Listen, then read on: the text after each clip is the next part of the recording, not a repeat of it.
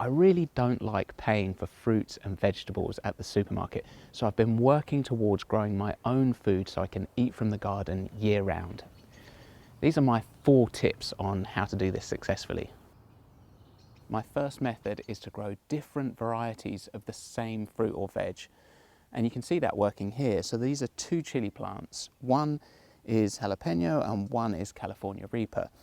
They were both planted at the same time, they're in the same soil, they get the same amount of light per day, and yet one of them has got chilies on it and is looking really healthy.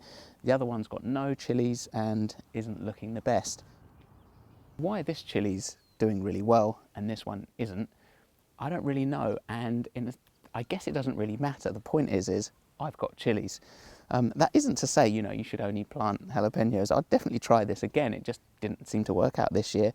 And don't really know why. I suspect it's just as simple as the birds like it. This is another example where one plant is almost identical to another, and one does really terribly and the other one does great. And here I've got pak choy, which I put in at the very end of autumn, and immediately it just went to flower.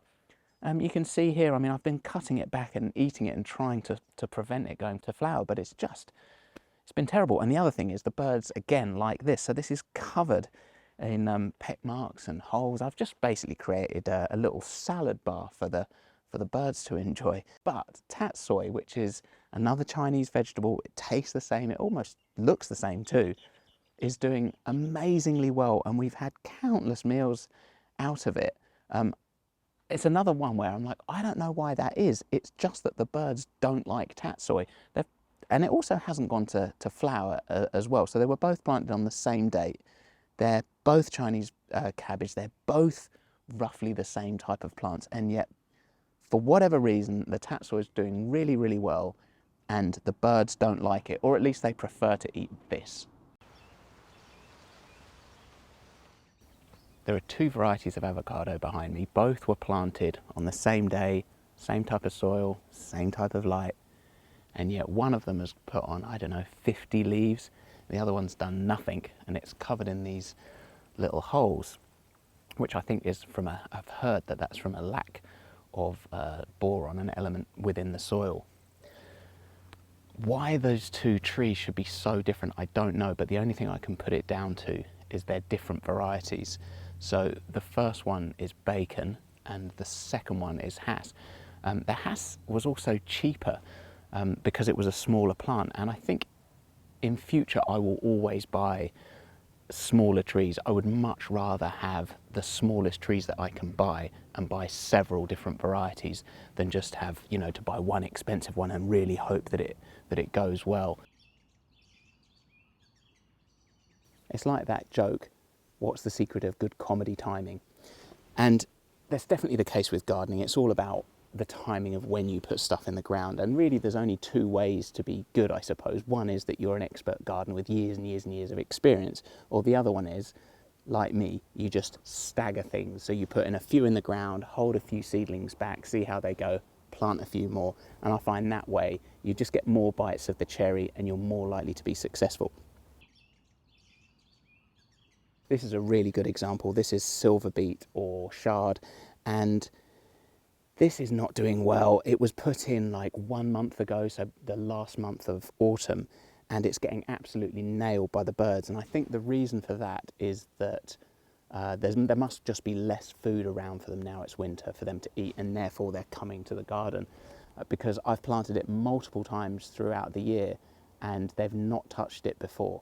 So in future years I might try and plant it a bit earlier, I guess. But it's just easier if you kind of hold a few seedlings back, put a few in, wait a month or 2, put a few more in. I'll show you the difference actually.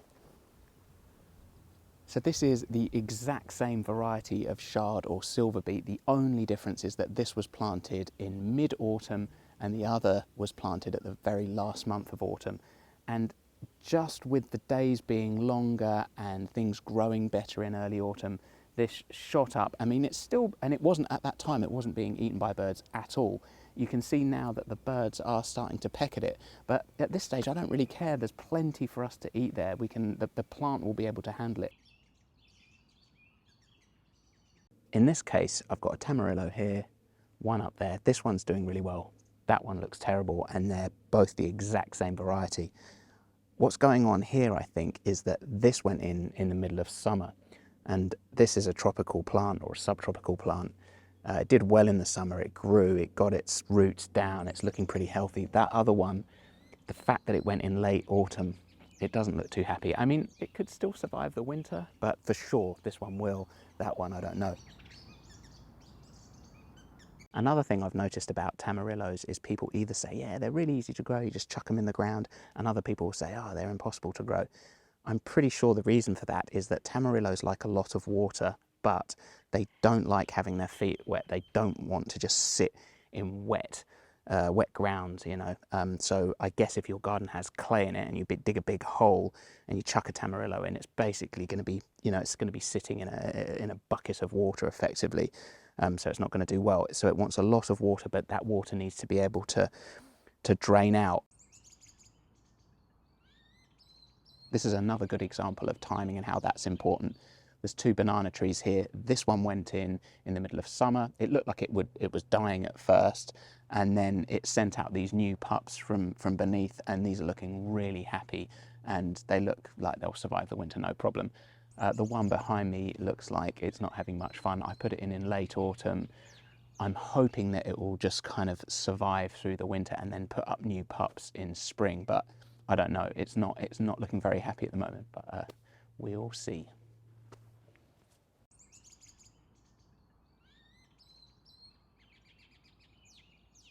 I'll just make one more point about timing. The way that I look at all plants is I split them into two categories, either cold tolerant or warmth loving, and I just feel that that kind of simplifies the process a bit. So the warmth loving stuff is, you know, tomatoes, peppers, sweet corn, and so on and so on. And the cold tolerant plants are things like peas and broccoli and cabbage, you know, all the brassicas, the Brussels sprouts, winter veg basically. And what I do is that in spring, once I know that I'm not going to get a hard frost, I will plant out all of my kind of warm loving plants. And then towards the end of summer, I plant cold tolerant plants. And then as they grow up, the weather cools down and they'll slow their growth, and then they'll be able to tolerate that colder weather as you go towards winter. So just to recap on those points of how I try to get food coming in throughout the year, I split the plants into two categories, one of cold tolerant and the other ones of warmth loving plants. The second thing that I do is I try to kind of stagger those dates a little bit. So even though I might have a plant date of, let's say, the end of summer, I still might put in a few a month early and a few a month late and just see how it goes. The third thing is I want to play around with the varieties of plants. So I'll plant roughly the same thing, but maybe just a slightly different variety and see how it does. And then the last thing, this is kind of inexplicable. I put all this rhubarb in. This plant here and that plant there have been absolutely hammered. The birds have eaten pretty much all of the leaves and none of the others have been touched really. I don't know why. It's probably just because they happen to be sitting around this one and eating from it. And I suppose the only way to get around that is by planting more stuff.